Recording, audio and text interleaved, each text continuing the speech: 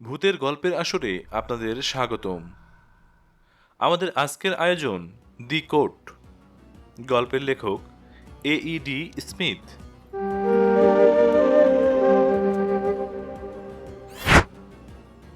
ফ্রান্সের এক নাম না জানা জায়গায় বোকার মতো সাইকেলে ঘুরে ঘুরে বেড়াচ্ছিলাম। হঠাৎ বৃষ্টি নামলো। বৃষ্টিতে কাক ভেজা হয়ে আর ক্ষুধার্ত ও দিশেহারা হয়ে এক অচেনা দেশে অপরিচিতর মতো হতোদ্যমে মাল বোঝাই সাইকেল ঠেলতে ঠেলতে ঘুরে বেড়াচ্ছি। ঝড়ের বেগে আমি নির্দিষ্ট পথ থেকে অনেক মাইল দূরে সরে গেছি। ভোস জেসের এক জনশূন্য রাস্তা দিয়ে প্রায় 2 ঘন্টা ধরে প্রবল বৃষ্টি মাথায় করে অনেক কষ্টে চলেছি। কোথাও জীবন্ত মানুষ অথবা মানুষের বাসস্থান চোখে পড়েনি। অনেকক্ষণ পর অবশেষে একটা মোড় ঘুরতেই সামনে একটা বাড়ির ছাদের অংশ এবং চিমনি চোখে পড়ল। রাস্তা ছেড়ে একটু ভেতরে একটা গাছের ঝাড়ের আড়ালে নির্জন জনশূন্য পরিবেশে বাড়িটা দাঁড়িয়ে আছে। সাময়িক আশ্রয় পাবার আশায় এবং কিছু খাদ্যের প্রয়োজনেও আমি সেই দিকে তাড়াতাড়ি চলতে লাগলাম। প্রায় 100 মিটার মতো যাবার পর একটি বাড়ির গেটের সামনে এসে হাজির হয়ে এক শোচনীয় হতাশার সম্মুখীন হলাম। ছাদহীন দারোয়ানের ঘর, পুরনো ক্ষয়প্রাপ্ত, লোহার গেট দুটো কবজার উপর ভর করে ঝুলছে। সামনের পায়ে চলার পথটা ঝোপঝাড়ে ভর্তি। এ সময় এসব কিছুই ইঙ্গিত দিচ্ছে এখানে জনমনুষ্যী নেই। কিন্তু তাহলে কি হবে? এমন দুর্যোগময় অবস্থার মধ্যে যাই কোথায়? এই পরিত্যক্ত বাড়িটা অবহেলা করা ঠিক নয়। কোনো ঢাকা জায়গায় দাঁড়াতে পারলে আমার ভিজে পোশাক নিংড়েতে পারবো, আর ভাঙা সাইকেলটাও মেরামত করে নিতে পারবো। তাই আর সময় নষ্ট না করে সাইকেল নিয়ে বারান্দার নিচে দরজার সামনে গিয়ে দাঁড়ালাম। সেটা একটা পুরনো জমিদার বাড়ি বলে মনে হলো। গাছপালায় বাড়িটার দেওয়াল ঢেকে ফেলেছে।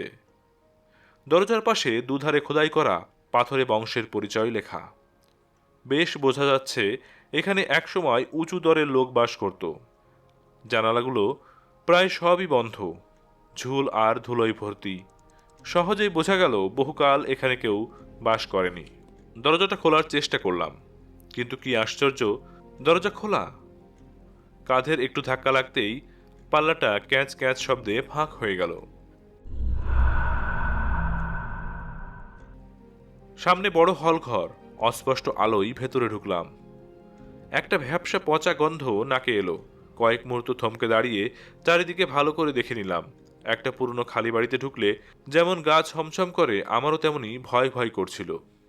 আমার সামনে একটি চওড়া সিঁড়ি, তার ঠিক ওপরে লম্বা মতো জানালা, কাঁচগুলো মাকড়সার জালে আর ময়লায় ভর্তি। আবছা অন্ধকার। সিঁড়ি দিয়ে উঠে সামনে যে ঘরটা দেখা গেল, তার দরজাটা ঠেলে খুলে ফেললাম। ঘরটা বেশি বড় আর সাজানো গোছানো। এটাই প্রধান ঘর বলে মনে হলো, যদিও বহুদিন অযত্ন ও অব্যবহারে শোচনীয় অবস্থা। কারুকার্য করা কার্নিশ ভেঙে ভেঙে গেছে। ঘরের ছাদের এক কোণের চুনবালি একেবারে খসে গেছে। 18 শতাব্দীর আসবাবগুলোতেও সবুজ ছাতা ধরেছে। ঝেড়া পর্দা ঝালরগুলো ঝুলছে। দরজার গোড়া থেকে ফায়ারপ্লেস অবধি সুন্দর পার্সিয়ান কার্পেটের প্রায় অর্ধেকটাই কমলা রঙের ছাতা গজিয়েছে। ফায়ারপ্লেসটা দেখে আমার মাথায় একটা বুদ্ধি এলো। জ্বালানি কিছু পেলে আগুন জ্বালিয়ে গরম চা করে নিতে পারি, আর ভিজে পোশাক শুকিয়ে নিতে পারি। বাইরে একটু খুঁজতেই শুকনো ডালপালা পাওয়া গেল। কিছু ডালপালা নিয়ে আবার বাড়িতে ঢুকে চটপট সিঁড়ি দিয়ে উঠে পড়লাম। কিন্তু কেন জানি ঘরটার চৌখাটে দাঁড়িয়ে হঠাৎ থমকে গেলাম। পা দুটো যেন তাদের ইচ্ছায় আমাকে টেনে নিয়ে যেতে চাইল না, যেন আমাকে ঘরের বাইরে যাবার জন্য প্ররোচিত করছে। ডালপালা আমার পায়ের কাছে নামিয়ে রেখে কিছুটা অনিশ্চিতভাবে দরজায় দাঁড়িয়ে রইলাম। সেই পরিবেশের মধ্যেই আমি অজানা বিপদের গন্ধ উপলব্ধি করতে পারলাম। এ জায়গা ছেড়ে যাবার সময় সব যেমন ছিল তেমনই আছে, তবু আমার বোধ হচ্ছে আমার স্বল্পকালের অনুপস্থিতিতে অশুভ কিছু এই ঘরে ঢুকেছিল, আবার বেরিয়ে গেছে। আমি ভীতু অথবা কুসংস্কারচ্ছন্ন লোক নই, অথচ কিছুক্ষণ পরে আমি অতি বিনয়ী হয়ে ডালপালা তুলে নিয়ে সিঁড়ির দিকে ফিরে গেলাম। আসলে কিন্তু কোনো ভয় পেয়ে আমি এ কাজ করিনি। আমার মনে হলো সদর দরজার কাছাকাছি থাকলে এবং নিচে কোনো ঘরে আগুন জ্বললে হয়তো আমি বেশি স্বস্তি পাব। যদিও এটা একটা ডাহা মূর্খের কল্পনা, তা আমি জানি, কিন্তু যদি কিছু অদ্ভুতই ঘটল। ওই পথ দিয়ে হঠাৎ পালিয়ে যাবার চেষ্টা করলাম। সিঁড়ির দ্বিতীয় ধাপে পা দিয়ে যেই খোলা সদর দরজার আলোর দিকে তাকিয়ে আছি, হঠাৎ একটা জিনিস নজরে পড়তেই চমকে উঠলাম। মনে হলো কেউ যেন এইমাত্র ধুলোর ওপর দিয়ে থলে কিংবা ওই ধরনের কিছু সিঁড়ির মাঝখান দিয়ে উপরে টেনে তুলছে। আবারও লক্ষ্য করলাম সিঁড়ির শেষ ধাপ থেকে সেই ঘষানো দাগটা হল ঘর পেরিয়ে উল্টো দিকে দেয়ালের কাছে গিয়ে শেষ হয়েছে।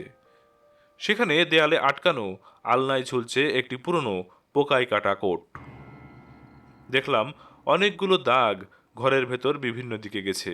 কোনোটা দুদিকে দরজার কাছে গিয়ে শেষ হয়েছে, কোনোটা সিঁড়ির পাশ দিয়ে বাড়ির পেছন দিকে গেছে। কিন্তু সবগুলো একই জায়গা থেকে উৎপত্তি, কোট ঝোলানো আলনা থেকে। সবচেয়ে অদ্ভুত ব্যাপার হচ্ছে আমার পায়ের দাগ ছাড়া আর কোনো পায়ের চিহ্ন নেই। অস্থিরতা আবার আমাকে ঘিরে ধরল। মনে হচ্ছে বাড়িতে কেউ বাস করেন, অথচ বেশ সহজেই বোঝা যাচ্ছে কেউ বা অল্প কিছুকাল আগে এখানে ছিল। সেই পুরনো কোটটার কাছে গিয়ে খুঁটিয়ে খুঁটিয়ে দেখলাম এটা একটা পুরনো ধাঁচের মিলিটারি ওভারকোট। এখনো দু একটা ময়লা ধরা রূপোর বোতাম লাগানো রয়েছে। বহুদিন ব্যবহারের স্বাক্ষর বহন করছে। যথেষ্ট সতর্কতার সঙ্গে আস্তে আস্তে আলনাটাকে ঘোরালাম। দেখলাম কোটের বাঁ কাঁধের ঠিক নিচে পেনির মতো গোলাকার একটি গর্ত। তার চারধারে কাপড় পোড়া ও বিবর্ণ। মনে হয় যেন খুব কাছ থেকে পিস্তলের গুলি লেগে এমন হয়েছে। যদি পিস্তলের গুলিতে এই গর্ত হয় তবে নিশ্চয়ই কোনো মৃতের গায়েই ঘটছিল। একটা বিচ্ছিরি কাপড়ের গন্ধ ছাড়াও যেন একটা পচা মাংস ও হাড়ের গন্ধও বেরোচ্ছে। ষষ্ঠ ইন্দ্রিয় দ্বারা অনুভব করলাম অতীতের কোনো কলঙ্কিত ও লজ্জাজনক পাপ কার্যে সমস্ত পরিবেশটা। নিজেকে শক্ত করে তুললাম। কিসের ভয়? কোনো মানুষ বা চোর ডাকাতকে ভয় পায় না, কারণ সবসময় আমার কাছে পিস্তল থাকে। আর ভূত? যদি সত্যিই কোনো অস্তিত্ব থাকে তবে দিনের বেলায় তারা ঘুরে বেড়ায় না। গা ছমছমে জায়গা, এটা ঠিক। আমি তো আর এখানে রাত কাটাচ্ছি না। আমার অতি প্রয়োজনীয় গরম চা ও সাইকেল মেরামত না করে শুধু শুধু ভয় পেয়ে আবার আমি বৃষ্টির তাণ্ডবে বাইরে বেরোচ্ছি না। সুতরাং আমার কাছে যে দরজাটা ছিল সেটা খুলে একটা ছোট ঘরে ঢুকলাম। একসময় এটা পড়ার ঘর হিসেবে ব্যবহার করা হতো বলে মনে হয়। দরজার ঠিক উল্টো দিকে ফায়ার প্লেস, ঝাঁঝরিতে তখনও শেষ কাঠের ছাই পড়ে রয়েছে। খোঁচানি দিয়ে ছাই পরিষ্কার করে শুকনো ডাল সাজিয়ে নিলাম। কিছু কাঠগুলো এমন স্যাঁতসেঁতে ছিল যে আমার অর্ধেক দেশলাই শেষ হয়ে গেল, তবু আগুন ধরল না, শুধু ধোঁয়া বেরোতে লাগলো।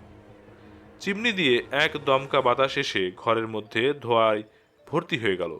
মেঝেতে হাঁটু ও হাত রেখে কাঠগুলোর কাছে মুখ নিয়ে গিয়ে মরিয়া হয়ে ফু দিয়ে আগুন ধরাবার চেষ্টা করতে লাগলাম। হঠাৎ হলঘর থেকে একটা আওয়াজ শুনে চমকে উঠলাম। মনে হলো কে যেন মেঝেই ধপ করে জামা ফেলল। পলকের মধ্যে উঠে দাঁড়িয়ে কান খাড়া করে কিছু শোনার চেষ্টা করলাম। কোনো সাড়া শব্দ নেই।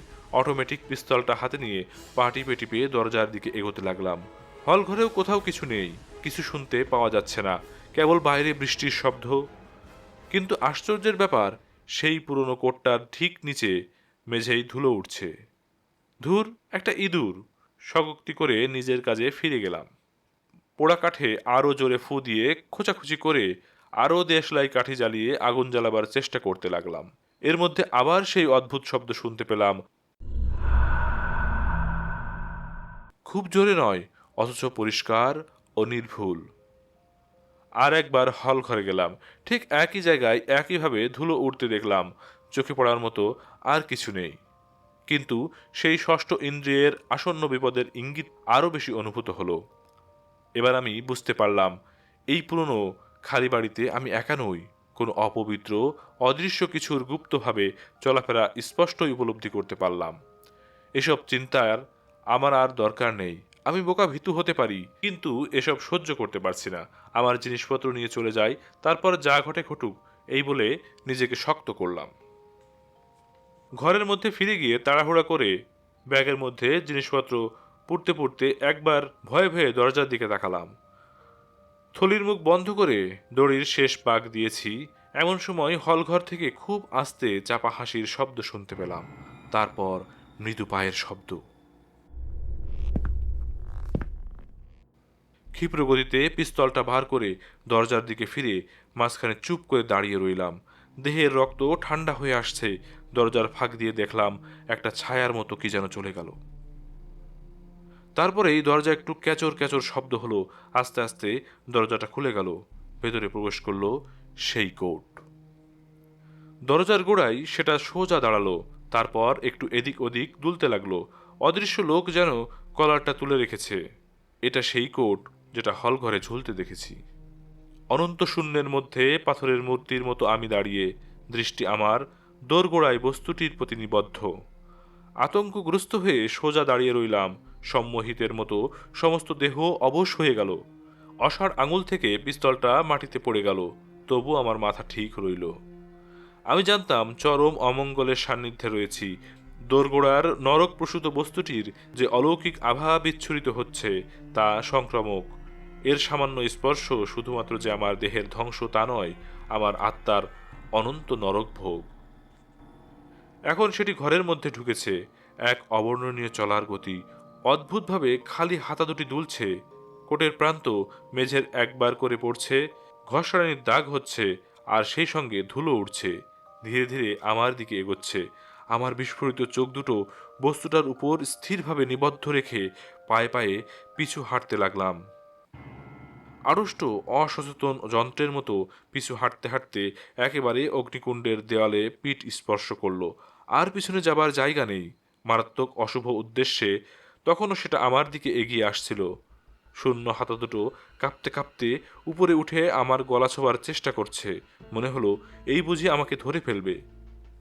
ভীতি ও আতঙ্কে বুঝতে পারলাম আমার সমস্ত বিচার বুদ্ধি লোপ পাবে। সেই মুহূর্তে একটা চিন্তা আমার মাথায় এলো। অনেকদিন আগে কোথায় যেন পড়েছিলাম কি শুনেছিলাম পবিত্র ক্রসের চিহ্ন ক্ষমতা অশুভ শক্তির বিরুদ্ধে। প্রচণ্ড চেষ্টায় ইচ্ছা শক্তিকে জাগরিত করে অসাড় আঙুল তুলে ক্রস চিহ্ন তৈরি করলাম, এবং সেই মুহূর্তে পেছনে আমার অন্য হাতটা কিছু পাবার জন্য উত্তেজিত হয়ে হাতড়াচ্ছে। একটা ঠান্ডা শক্ত গোল কিছুর সংস্পর্শে এলো। সেটি পুরনো ভারী উনুন খোঁচানোর হাতল। সেই ঠান্ডা লোহার স্পর্শ আমার সমস্ত বোধ শক্তিকে জাগিয়ে দিল। বিদ্যুতের গতিতে সেই ভারী খোঁচানিটা তুলে নিয়ে আমার সামনে ভয়ের বস্তুটিকে আঘাত করলাম। মুহূর্তে বস্তুটি পড়ে গেল, এবং কোট ছাড়া আর কিছুই নয়। আমার পায়ের কাছে জড়ো হয়ে পড়ে আছে, অথচ আমি দিব্যি করে বলছি। এক লাফে সেটা পার হয়ে ঘর থেকে ছুটে বেরিয়ে গেলাম। আর চোখে ফিরে দেখলাম বস্তুটি আমার পিছনে হামাগুড়ি দিয়ে তাড়া করছে। সেই অভিশপ্ত বাড়ির বাইরে এসে যে দৌড় লাগালাম, জীবনে সেরকম কখনো দৌড়ইনি। একটা সরাইখানার দরজায় অর্ধ চৈতন্যহীন অবস্থায় পড়ে যাবার আগে পর্যন্ত আমার আর কিছুই মনে নেই। টলতে টলতে ভেতরে ঢুকে বলি, ঈশ্বরের দোহাই, আমাকে মদ দিন। ঢক ঢক করে পুরো গ্লাসটা খেয়ে নেবার পর আমি ভাঙা ভাঙা ফার্সি ভাষায় আমার অভিজ্ঞতা একে একে বলতে চেষ্টা করলাম। আশপাশে ভিড় জমে গেছিল। সকলেই অভিভূত হয়ে আমার কথা শুনছিল। অবশেষে সরাইখানার মালিকের সহানুভূতি হলো। পরে আমি ওই সরাইখানার মালিকের কাছ থেকেও একটা গল্প শুনেছিলাম, যদিও সে বলার জন্য খুবই আগ্রহী ছিল। নেপোলিয়নের সৈন্যদলের একজন অবসরপ্রাপ্ত অফিসার ওই পরিত্যক্ত বাড়িতে থাকত। আফ্রিকান বংশজ ওই লোকটি আধা পাগলা ছিল। গল্প শুনে মনে হয় লোকটি অতি বদ ছিল। নিশ্চয় মশাই, খুব খারাপ লোক ওই লোকটি। সে তার স্ত্রীকে মেরে ফেলে, সমস্ত জীবন্ত প্রাণীর ওপর, এমনকি লোকে বলে তার নিজের মেয়েদের উপরও নিদারুণ অত্যাচার করত। পুরনো জমিদার বাড়িটার খুব খারাপ নাম আছে। আপনি যদি 1,000,000 ফ্রাও দেন, তবু এদেশের কোনো লোকই ওই বাড়িটার কাছে যাবে না। গোড়ায় যা বলেছি, আমি জানি অফিসের লোকেরা আমায় একটা অন্যরকম মানুষ মনে করে, তাই তাদের কাছে আমি এ গল্প বলিনি। তবু এটা ডাহা সত্যি। আমার নতুন সাইকেল ও জিনিসপত্র ওই ভূত প্রেত অধ্যুষিত জমিদার বাড়ির হলঘরে হয়তো এখনো পড়ে আছে। কেউ যদি ওগুলো সংগ্রহ করতে সাহসী হয়, তবে রেখে দিতে পারে।